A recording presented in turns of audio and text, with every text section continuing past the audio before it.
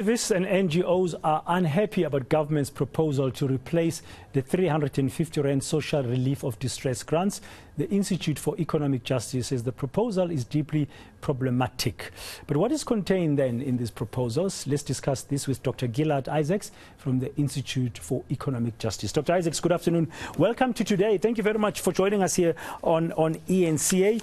Well, there is a proposal, from what I understand, to find a way going forward, and it looks like from government's perspective, the 350 grant, social distress grants, will be ending next year, and something else should replace it. Why are you unhappy? Well, it's quite a complicated picture, and essentially we have a number of proposals.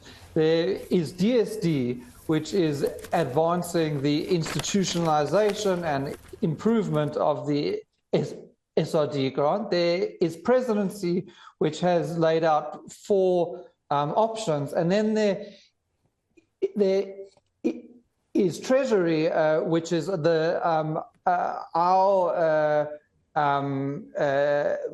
public explanation speaks to their proposals, who is really seeking to try and limit that and exclude as many people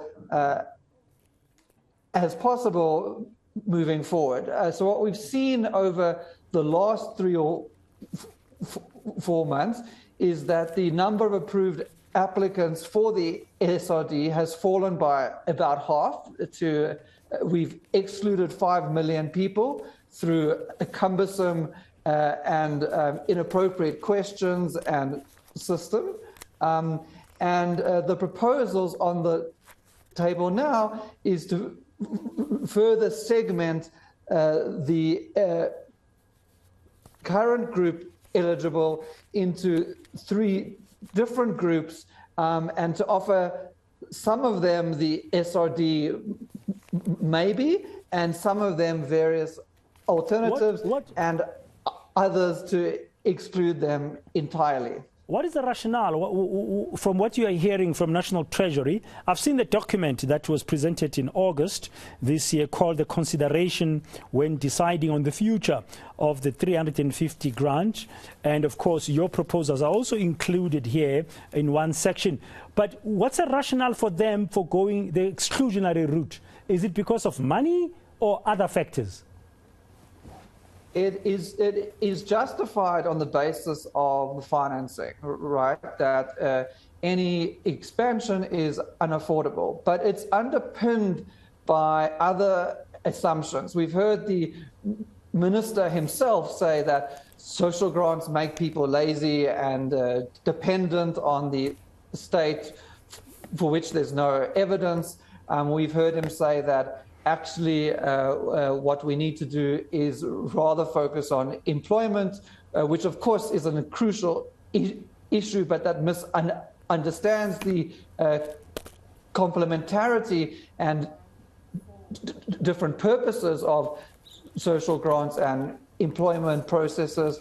You know, so it's underpinned by both a concern for affordability, but also a prejudice against social grants and the expansion of social grants in general.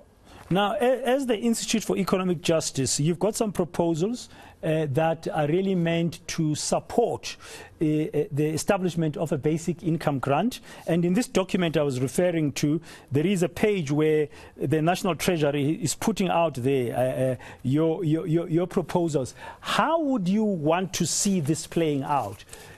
Firstly, I guess you don't want any exclusionary tendencies being taken going forward. You want everybody to be included, and everybody who's poor and who qualifies should be benefiting from any form of grant, even after the end of the SRD.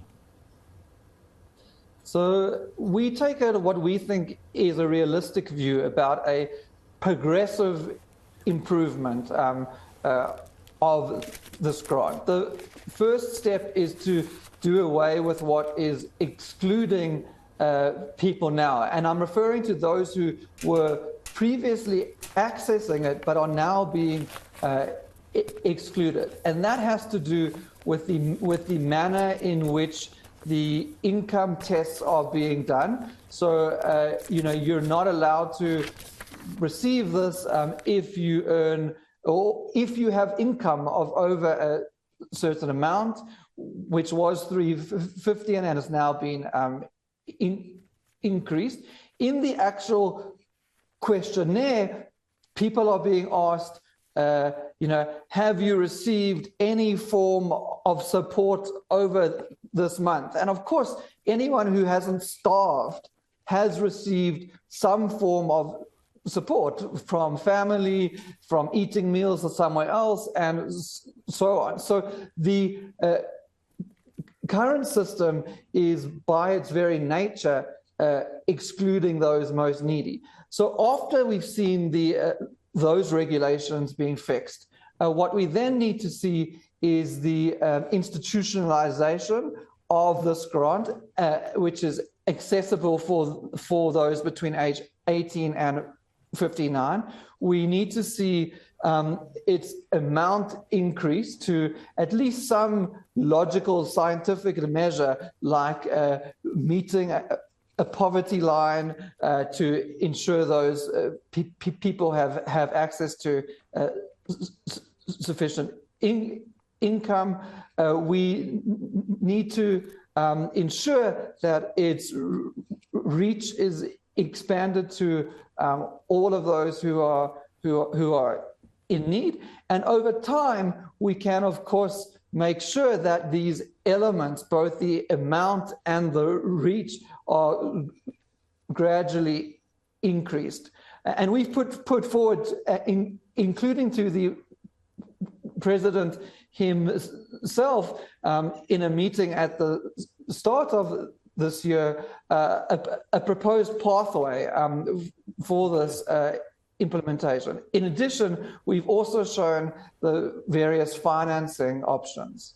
Okay, no, thank you very much for clarifying your position as the Institute for Economic Justice. Basically, the social grant, relief of distress grants, should not be scrapped the leg, but when it goes forward in an expansive way, should include everybody, and you've got some ideas of how. Thank you very much. That's Dr. Gilad Isaacs from the Institute for Economic Justice.